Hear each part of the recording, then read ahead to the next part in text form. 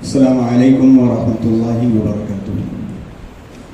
الحمد للہ رب العالمین والصلاة والسلام علی محمد وآلہ واصحابہ اجمعین.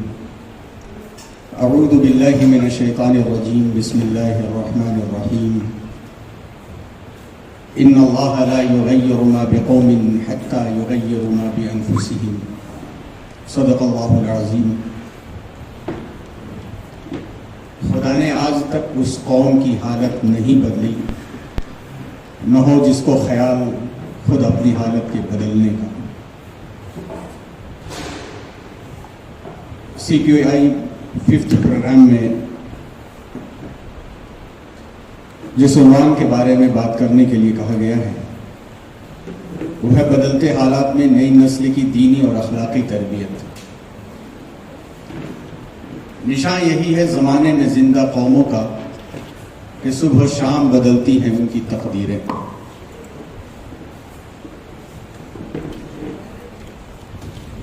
جو ٹاپک اور جو عنوان دیا گیا ہے اس میں جو مین تھیم ہے سمجھنے کا اور سمجھانے کا، نمبر 1 یہ ہے کہ سچویشن اور حالات کس کس طرح سے چینج ہوتے ہیں، اور جب حالات بہت تیزی سے چینج ہو رہے ہوں تو اس وقت نیو جنریشن آنے والی جن نسلوں کو آپ ٹیچرز، معلمین اور معلمات فیوچر لیڈر کے طور پر تیار کر رہے ہیں، کر رہی ہیں، تو ریکوائرمنٹ کتنی زیادہ امپورٹنٹ ہو جاتی ہے اور کتنا اہم ہو جاتا ہے اس پر سوچنا اور غور کرنا. اکارڈنگ دس تھیم، اس ٹاپک کے مطابق جو فکر آپ کو دینا مقصد ہے، پرپز ہے، وہ فکر یہ ہے کہ جس تیزی کے ساتھ سچویشن بدل رہی ہے اسی تیزی کے ساتھ ہم کو آنے والی نسلوں کے لیے دین اور اخلاق اور کردار کی تربیت کی ضرورت ہے. آغاز کرتے ہیں سورہ زمر کی آیت نمبر 9 سے، جو آیت ہمیں اور آپ کو انسٹیگیٹ کرتی ہے، موٹیویٹ کرتی ہے، وار بھی کرتی ہے، متنبہ بھی کرتی ہے کہ قُلْ هَلْ يَسْتَوِي الَّذِينَ يَعْلَمُونَ وَالَّذِينَ لَا يَعْلَمُونَ. جاننے والے اور انجان برابر نہیں ہو سکتے. نون اور ان نون یہ کبھی برابر نہیں ہو سکتے. اس آیت میں ایک انڈیکیشن یہ بھی چھپا ہوا ہے کہ من جہل بأہل زمانہ فہو جاہل. If not aware the matters and situations of changing scenario, he or she is illiterate.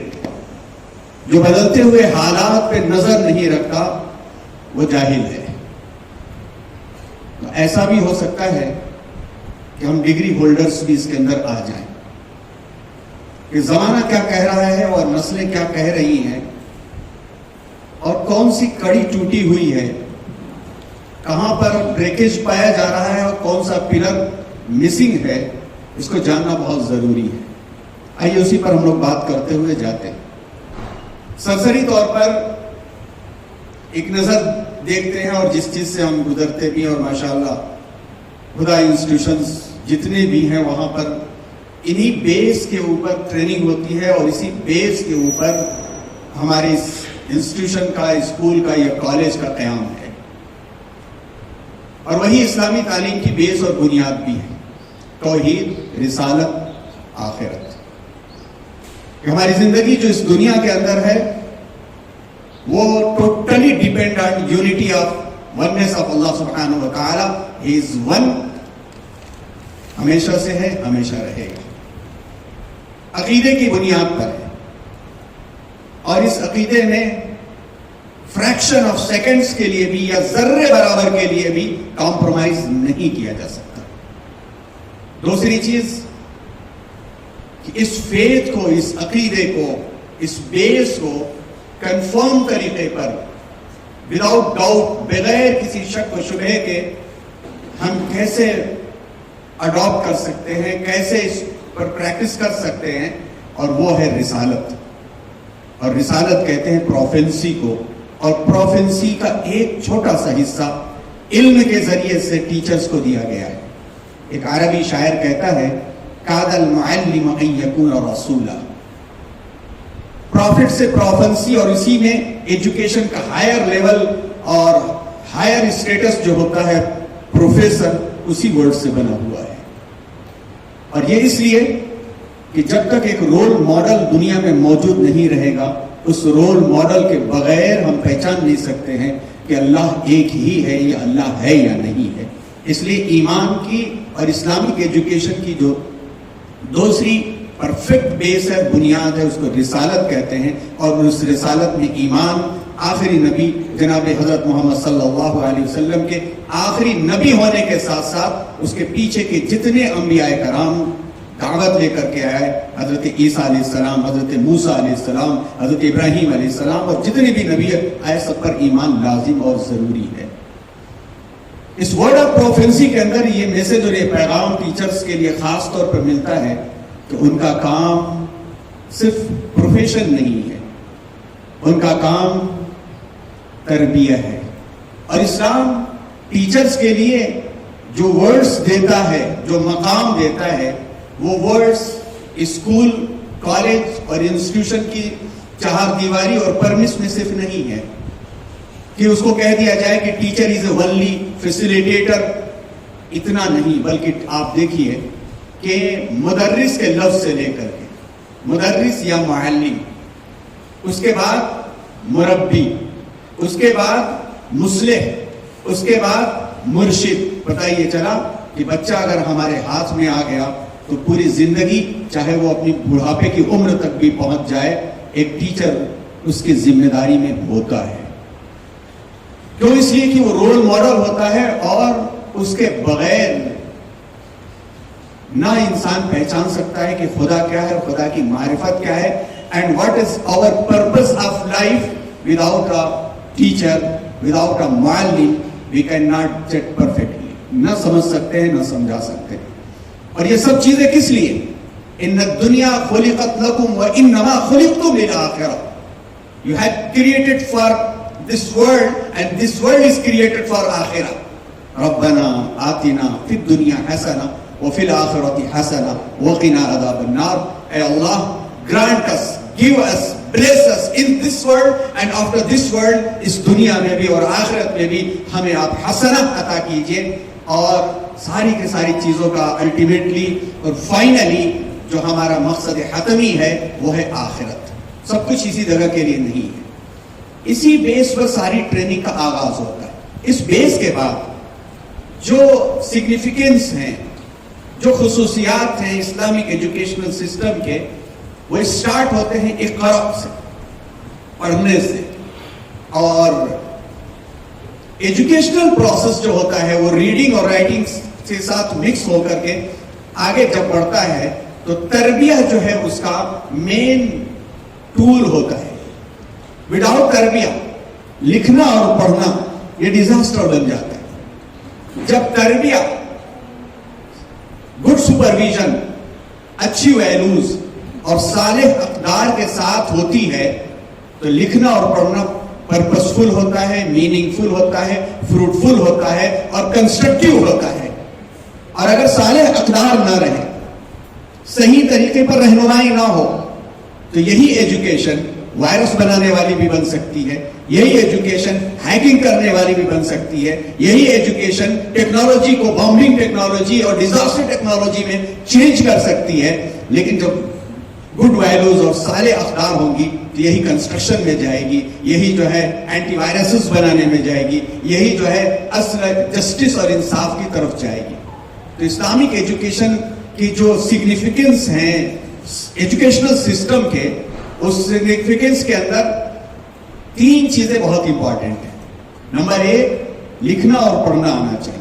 Number دو, تربیت ایسی ہونا چاہیے کہ مزاج میں یہ بات آ جائے, افحسبتم انما خلقناکم عبثا وانکم الینا لا ترجعون. کیا تم نے یہ امیجن کر لیا ہے کہ تم جو ہے ایسے ہی یوزلیس پیدا کیے گئے ہو کہ آئے کھائے پیے موج مستیاں کی اور کہیں چلے گئے, پتہ نہیں چلا کہاں چلے گئے. This is not fair, not truth. تم کو اس لیے نہیں پیدا کیا گیا. اور یہ تربیت جب آ جائے گی تو یہ سارے اقدار آنا شروع ہوں گے. اب بیچ میں کچھ لیکوناز اور گیپ ہم چھوڑتے جا رہے ہیں جو لاسٹ میں کوشچن کی شکل میں ہمارے سامنے آئیں گے. یہ گیپ, یہ تربیت کی رسپانسبلٹی کس کی ہے؟ پھر اس کا آنسر لاسٹ میں آتا ہے. جب یہ پرپسفلی ایجوکیشن ہوتی ہے اور پراپر طریقے پر ایجوکیشن ہوتا ہے. اچھا یہاں پہ اجازت میں بتا دیں کہ 7 منٹ میں نے دیر سے شروع کیا ہے, تو 7 منٹ کے بعد ہی میرا ٹائم ختم ہوگا, 50 کے قریب ختم ہوگا, اس سے پہلے ہٹنے والے نہیں. ہاں نہیں, زیادتی نہیں کریں گے, لیکن زیادہ سے پہلے بھی نہیں ہٹیں گے. جب یہ 3 لیول ہمارا پورا ہوتا ہے تو سب سے پہلا کام ہوتا ہے کہ سیلف ڈیولپمنٹ ہوتا ہے, سیلف ریفارمیشن ہوتا ہے, جس کو کہا جاتا ہے فرد کی اصلاح, پرسنالٹی ریفارمیشن, پرسنالٹی ڈیولپمنٹ. اس کے بعد ہوتی ہے, کیونکہ جب دل کے اندر فیلنگ آتی ہے, جذبہ آتا ہے اچھائی کا, تو وہ کیریکٹر خود بخود بولنے لگتا ہے.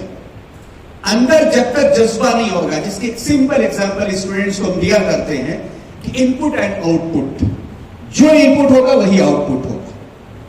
ان پٹ کے علاوہ آؤٹ پٹ نہیں ہو سکتا. ان پٹ جو یہاں کا ہوگا آخرت میں وہی آؤٹ پٹ ہوگا. ایون کلمے کو بھی سمجھانے میں یہ بات بھی آتی ہے کہ لا الہ الا اللہ کا ان پٹ ہے, وہی اشہد ان لا الہ الا اللہ کے شکل میں آؤٹ پٹ ہوگا. تو تربیت جیسی ہوگی, پرسنالٹی کی ریفارمیشن ویسے ہی ہوگی. لیکن شرط کیا ہے؟ کریکٹ ٹائم پر, صحیح ٹائم پر ایک اسٹوڈنٹ کے اندر, بچے کے اندر ان پٹ صحیح ہونا چاہیے. ایک ہم ایگزامپل یہاں پر ہم وتھ ویڈیو دینا چاہ رہے تھے, لیکن ٹائم زیادہ لگے گا, لیکن میں مبارکباد کے ساتھ وہ ایگزامپل میں نے دینا چاہتا ہوں. اور وہ مبارکباد کے ساتھ کہ اسکٹ کا جو ٹاپک 5th کلاس کی بچیوں کو جنہوں نے بھی دیا تھا, وہ سچ میں کہا جائے تو ایوارڈ کی مستحق ہے, مبارکباد کی مستحق ہے. میں ایوارڈ تو نہیں دیتا, بعد میں لا کے اجازت بھائی آپ کو میں پین دے دوں گا, آپ ضرور ان کو پہنچا دیجیے گا. یہ ایوارڈ ان کا ہوگا انشاءاللہ. اسکٹ کا جو ٹاپک انہوں نے دیا تھا, اس ٹاپک کے بارے میں ہم کچھ کہنا چاہتے ہیں. آپ نے دیکھا ہوگا 5th کلاس کی بچیوں نے اسکٹ کیا تھا, اور جس میں ایک بچی نے, کلثوم فاطمہ, اس نے ایک سچویشن بیان کیا تھا اور بچیوں نے ایکشن کیا تھا, ماں اور باپ اور بیٹی کا. آپ سب نے دیکھا بھی ہوگا, لاسٹ ویک شاید یہ ہوا تھا. اس کے بعد کا سنیے کیا ہوا. اس کے بعد جب اس پریکٹس کے بعد ہم اپنا کام کر رہے تھے. اچھا ہماری کلاسیں کچھ فجر سے پہلے بھی ہیں, کچھ فجر کے بعد بھی ہیں, کچھ ابھی بھی ہیں, کچھ رات میں بھی ہیں, تو ہفتے میں تقریباً 21-22 کلاسیں بن جاتی ہیں, نیشنل انٹرنیشنل ملا کر کے. وہ آنے کے بعد ہم سے پوچھنے لگی, ابو آپ دن میں کتنا کما لیتے ہیں, آپ دن میں کتنا کما لیتے ہیں. جو سوال اس نے اسکٹ میں کیا تھا وہ سوال ہم سے کیا اس نے. تو ہم نے کہا بیٹا ہم دنیا نہیں کماتے, ہم دین کماتے ہیں. اس کے ذہن میں تھا کہ ہم یہی کہیں گے کہ 200-500 روپے کماتے ہیں, لیکن ہم نے کہا بیٹا ہم دین کماتے ہیں, ہم دنیا نہیں کماتے. پھر تھوڑی دیر کے بعد سوال کیا کہ دین کی کمائی کیا ہوتی ہے. ہم نے کہا بیٹا جو تم گولک میں پیسے جمع کر رہی ہو نا کہ خانہ کعبہ جانے کے لیے, یہ تم دین کمانے کے لیے کر رہی ہو نا. اور اس کے بعد 2-3 ورڈز ہم نے بول دیے. اس 2-3 ورڈز کے بعد اللہ کے فضل و کرم سے فیلنگ ایک دم سے چینج ہوئی. اور اس چینج ہونے کے بعد راتوں کو سوتے وقت کے اذکار, روزانہ نبیوں کے واقعات سن کر کے کلاس میٹ میں سے 3 بچیوں کا گروپ اس نے بنا کر کے اسٹوری لکھنا شروع کر دیا ہے. یہ ہم بھی دین کمائیں گے اور ہم ایک دوسرے کو اچھے میسج اور پیغامات پہنچائیں گے. اس واقعے سے جو مورل نکل کر کے آتا ہے کہ پرسنالٹی کا ریفارمیشن کب ہوتا ہے, पर्सनालिटी का रिफॉर्मेशन होता है कि सही वक्त पे सही इनपुट दिया जाए और उस इनपुट का आंसर जो होता है, आउटपुट होता है, वो जब निकल करके आता है तो उसको सिर्फ मोल्ड करना काफी होता है। और ये काम जिस सोसाइटी में हो जाता है वहां पर दो रिस्पॉन्सिबिलिटी निकल करके आती है, एक टीचर की और एक पेरेंट्स की। वहां पे हमने यही जवाब दिया होता कि बेटा हम दिन में 500 रुपए कमाते हैं, तो फिर हो सकता था कि आगे वही कहती, अपने आप को वो बच्ची उस सिचुएशन में ढाल लेती और ये गलत हो जाता। तो इस्लामिक एजुकेशन के अंदर ये जो साले अक़दार है, वो साले अक़दार की रिस्पॉन्सिबिलिटी सबसे ज्यादा जो जाती है वो माँ बाप के ऊपर जाती है। और आखिर में उसी नतीजे पर पहुंचेंगे कि पर्सनालिटी रिफॉर्मेशन के बाद उसका फायदा सामने आता है। तो रीडिंग, राइटिंग, तरबिया, गुड वैल्यूज, साले अक़दार, रिफॉर्मेशन, पर्सनालिटी डेवलपमेंट और उसका फायदा, उसका आउटपुट, ये सारी की सारी चीजें उसके अंदर आती हैं। और इस्लामिक एजुकेशन का जो करिकुलम, जो निसाब है, ये करिकुलम और निसाब इससे हट करके बन ही नहीं सकता। इससे हट करके जिस जमाने में जिस अंदाज से काम होगा गलत होगा। नंबर 1, अल्लाह के रसूल सल्लल्लाहु अलैहि वसल्लम की बेइज्जत के जो मकसद थे उसमें तिलावत आयात, तज़किया, तालीम किताब और हिकमत, इसी को लेकर के ये सिलेबस बनाए जाते हैं कि आप देखिए कि 3 से लेकर के 5 साल की एज तक तिलावत सिखा दी जाती है, फिर इसी तरह से 7 से 12 तक तज़किया सिखा दिया जाता है और 13 से लेकर के 19 तक तालीम कुरान और 20 से लेकर 22 तक विजडम ऑफ लाइफ आ जाती है। वो कैसे आती है? वो इन्हीं 3 चीजों के जरिए से आती है। अल्लाह के रसूल सल्लल्लाहु अलैहि वसल्लम ने जो लेवल बनाया है, जो हदीसें मौजूद हैं जिसके अंदर आप सल्लल्लाहु अलैहि वसल्लम ने खास तौर पर 7 साल की एज से जो बच्चों को ट्रेनिंग देने के बारे में कहा है कि मुरू औलादकुम बिस्सलात इज़ा बलगू सब'a सिनीन, कि जब 7 साल के हो जाए तो बच्चों को आप एजुकेशन, तरबियत देना है नमाज की। वो चीज हमको क्या बताती है? पैदाइश से लेकर के 14 साल की उम्र तक का जो करिकुलम आगे निकलता है वो सबसे पहले लर्निंग बाय इमिटेशन से निकलता है। और ये लर्निंग बाय इमिटेशन 20% स्कूल में हो सकता है, 80% घर में होता है। कितना भी एक इंस्टीट्यूशन कोशिश करेगा, 20% से ज्यादा लर्निंग बाय इमिटेशन नहीं करवा पाएगा। क्यों? इसलिए कि बच्चा जो है जिन चीजों से सीखता है उसमें सबसे ज्यादा सीख घर का माहौल पैदा करता है, घर का माहौल पैदा करता है। और इस बात को समझना और समझाना है, बल्कि उस बारे में बात भी करना है, काम भी करना है कि मिसिंग पिलर कहां से आ रहा है। दूसरा होता है learning by trial and error, और learning by trial and error base में भी घर में माँ बाप की जो जिम्मेदारी बढ़ती है, वो जिम्मेदारी और ज्यादा आ जाती है कि स्कूल की चीजों को प्रोजेक्ट के तौर पर बच्चा ले करके आया तो उसको शेप देने का काम घर के माँ बाप का होता है। और जब ये दोनों सही चलते हैं तो फिर लर्निंग बाय इनसाइट तब सही होती है, वरना कहीं ना कहीं गलत बात चली जाती है। और हदीस में आता है अक्रिमू औलादकुम व अहसिनू बिहिम, अपनी औलाद के साथ नरमी बरतो और इनकी बेहतर तरबियत करो। अब ये देखिए कि जो बात कही गई कि learning by trial and error, 7 साल से लेकर के 10 साल तक नमाज की तरबिया का हुक्म है, नमाज की तरबिया का हुक्म। अब आप जरा गौर कीजिए, यहां पर एक गिनती लिखी हुई है, नंबर्स लिखे हुए हैं 5475। If we count only फर्ज सला from the age of 7 till age of 10, the total number will be 5475. Imagine, किसी भी एक काम के लिए 10 मरतबा, 20 मरतबा या ज्यादा से ज्यादा 100 टाइम्स तरबिया कर दिया जाए तो मिजाज बन जाता है। और नमाज 5475 मरतबा तरबिया कराने के लिए अल्लाह के रसूल सल्लल्लाहु अलैहि वसल्लम कह रहे हैं। हम उसको यही समझते हैं कि हम कहते बेटा नमाज पढ़, नहीं पढ़ता तो उसे नहीं बोलता, बस इतना ही हम समझते हैं। किसी और वक्त पे इसी के ऊपर पूरे 2-3 सेशन गुजर जाएंगे। इसमें देखिए कि अगर हम इसको करिकुलम बनाएं, और ये रिस्पॉन्सिबिलिटी किसकी है? ये टीचर की नहीं है, ये स्कूलों की नहीं है। खुदा में भी अगर बच्चे हैं तो जोहर के वक्त में यहां पर थियोरिटिकल समझाया जा सकता है, लेकिन प्रैक्टिकल जो काम होगा, ये ट्रेनिंग घर के अलावा कहीं नहीं हो सकती। उसमें नंबर 1 तहारा और पाकीज़गी का कॉन्सेप्ट आता है। नमाज صرف سجدہ کرنے کا نام نہیں ہے. It is the totally devotion of اللہ سبحانہ و تعالی. اللہ کی پوری فرمانبرداری کا نام نماز ہے. اور نماز ایکوالٹی کا سسٹم ہے, برابری کا سسٹم سیکھتا ہے بچہ. نماز صحیح لفظ استعمال کرنے کا سسٹم سیکھتا ہے بچہ. اور اسی طرح سے مسجد کا سسٹم اور سوسائٹی کے اندر پہچان بھی ہوتی ہے اس کے ذریعے سے. یہ کیا چیزیں اور بھی آئیں گی, اس سے بس اتنا میسج آپ سمجھیے کہ اتنا زبردست سسٹم اللہ تبارک و تعالیٰ نے دیا ہے. یہ سسٹم نہیں چینج ہوگا. ٹیکنالوجی چینج ہو جائے گی, نئے حالات پیدا ہوں گے, بدل جائیں گے, مگر یہ سسٹم اپنی جگہ پہ باقی رہے گا. جن گھر کی مائیں اپنے بچے اور بچیوں کو اس عمر میں سنبھال لیتی ہیں, ان کا فیوچر سیف ہو جایا کرتا ہے. یہ چھوڑ دیتے ہیں اس کو ہم. آئیے اس کے اوپر بات کرتے ہیں کہ لاسٹ کے 9-10 منٹ جو بچے ہوئے ہیں, دا مسنگ پلرز, مفقودہ ستون کیا ہے. اللہ تبارک و تعالیٰ نے سورہ رحمان میں فرمایا, بسم اللہ الرحمن الرحیم, وَأَقِيمُوا الْوَزْنَ بِالْقِسْطِ وَلَا تُخْسِرُوا الْمِيزَانَ. The balance is required in everything from cell to whale. اگر بیلنس ایک ویل مچھلی کے تیرنے میں بھی خراب ہوا, غلط ہوا, تو اس کی بھی زندگی خطرے میں پڑ جاتی ہے. اور سیل کے اندر بھی بیلنس بگڑا تو پوری باڈی ڈسٹرب ہو جاتی ہے.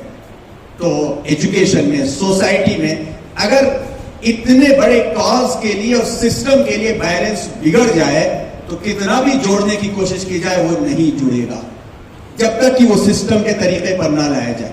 کیا مسنگ پلرز ہیں؟ آئیے ایک اور چیز دیکھتے ہیں. The 4 pillars of Islamic education.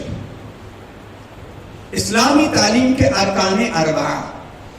اسلامی تعلیم کے ارکان اربعہ جیسا کہ ابھی پیچھے بات ہوئی ہے, 4 نکل کر کے آتے ہیں. نمبر 1, انڈیویجول ریفارمیشن, فرد کی اصلاح. اور فرد کی اصلاح کے سلسلے میں پتہ نہیں آپ کے ہاں اس پر بات ہوئی یا نہیں ہوئی کہ یہ جو پہلا کلمہ ہے, پہلا کلمہ ہی ہماری فرد کی اصلاح کیسے کرتا ہے. اس سلسلے میں شاید 9th کی بچیوں سے آپ سوال کریں تو شاید جواب مل جائے, کیونکہ ان کی ٹریننگ ہوئی ہے سنوان سے. جب فرد کی اصلاح ہوتی ہے تب جا کر کے پرسنالٹی ریفارم ہوتی ہے, اور جب پرسنالٹی کا ریفارمیشن ہونے لگتا ہے تو پھر ماحول بنتا ہے.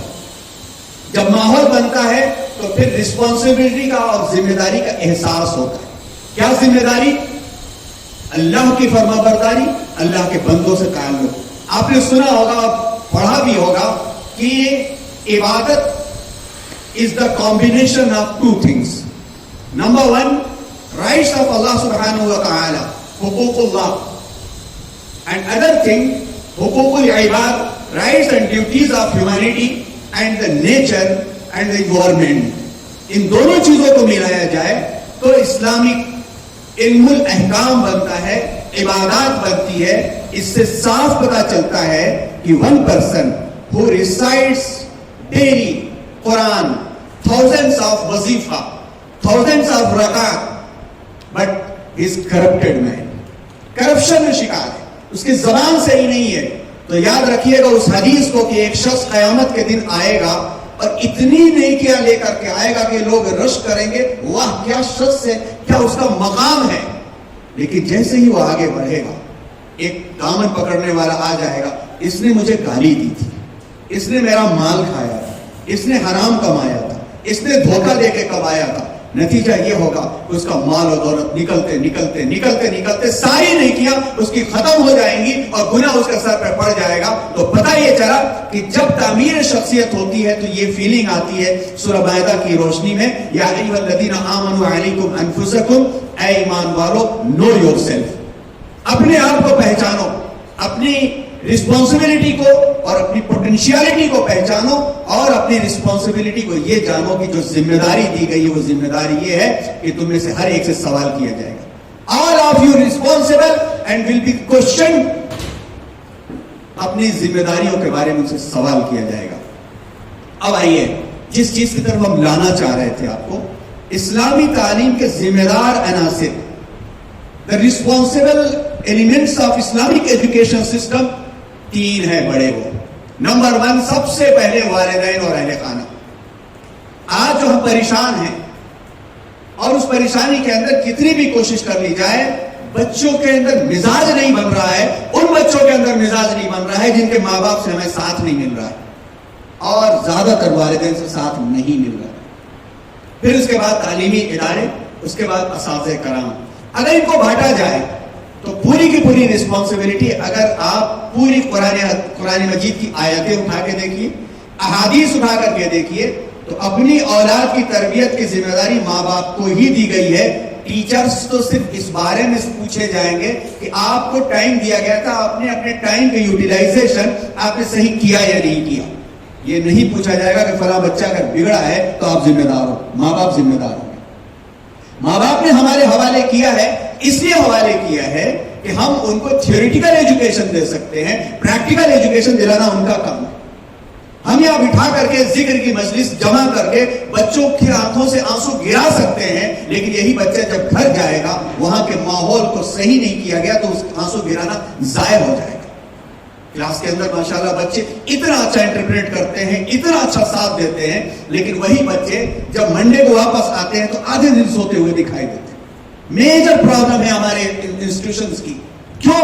اس لیے کہ ان کے ماں باپ، ان کا ماحول، ان کا سسٹم، ان کا طریقہ جو ہوتا ہے، ان کو تھکا کے اسکول بھیجتا ہے۔ بات کہیں اور چلے جائے گی۔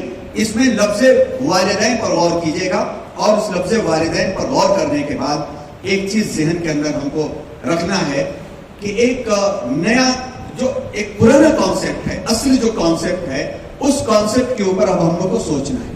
اس سلسلے میں ہم نے خاص طور پر اسماعیل بھائی اور ابراہیم بھائی کو خاص طور پر کہا تھا کہ آج رہیں، اور اعجاز بھائی سے بھی ہم نے کہا تھا کہ ہم لوگ اس پر کچھ کام کر رہے ہیں۔ انشاءاللہ ایک 20 دن کے اندر ایک پروپوزل تیار کرنے کی ہم فکر کر رہے ہیں، جس کام کے لیے ہمیں یہاں بلایا گیا تھا۔ کافی چیزیں سمجھ میں آئی۔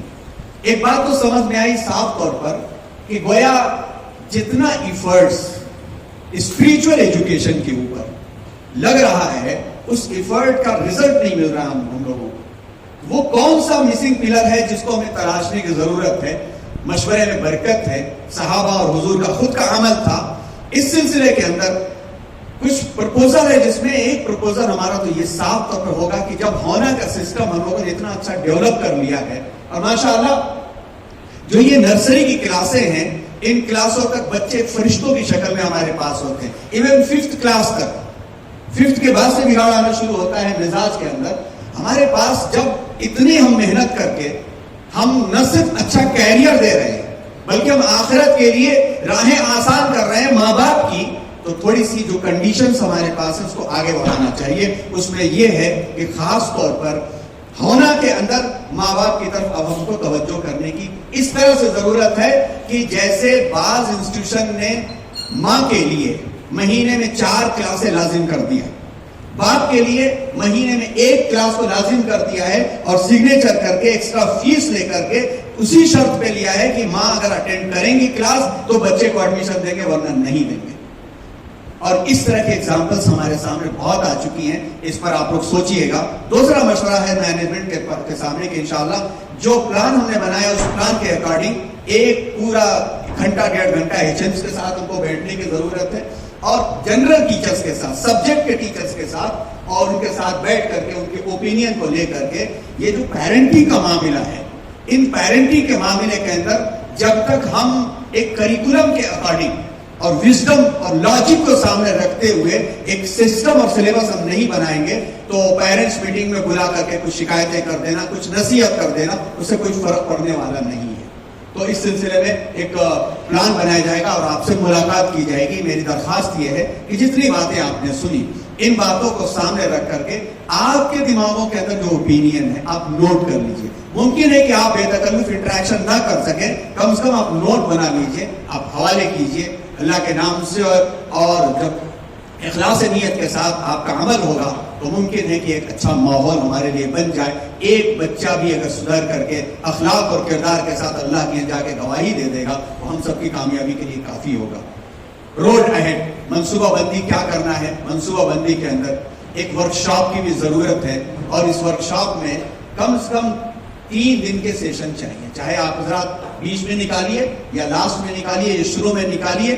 یہ کیریکٹر پلس کیریئر اور سکسیشن کا جو پلان ہے وہ طہارت، ایمان، اسلام اور اخلاق کے راستے سے جاتا ہے، اور ٹیچرز اور پیرنٹس ایکول رسپانسبلٹی رسپانسبل اس کے اندر ہیں، اور اس میں ٹیچرز اپنی ایفرٹ تو لگاتی ہیں لیکن پیرنٹس کے معاملے میں اتنا ساتھ نہیں ملتا، اور یہ بھی نہیں کہا جا سکتا کہ ایک دم مل بھی جائے گا، کچھ کوشش کی جائے گی، بس اتنا تو ہو سکتا ہے نا کہ مانا کی اس جہاں کو نہ گلزار کر سکے، مانا کی اس جہاں کو نہ گلزار کر سکے، کچھ خار کم کر گئے گزرے جہاں سے ہم۔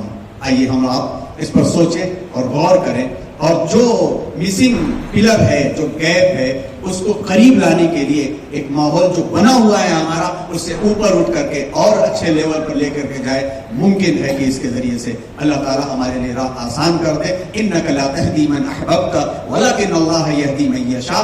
آپ جس کو چاہتے ہیں سدھار نہیں سکتے ہیں، اللہ جس کو چاہے گا وہ سدھارے گا، لیکن آپ کی ذمہ داری یہ ہے کہ ادعو الی سبیل ربک بالحکمت والموعظۃ الحسنہ وجادلہم باللتی ہی احسن۔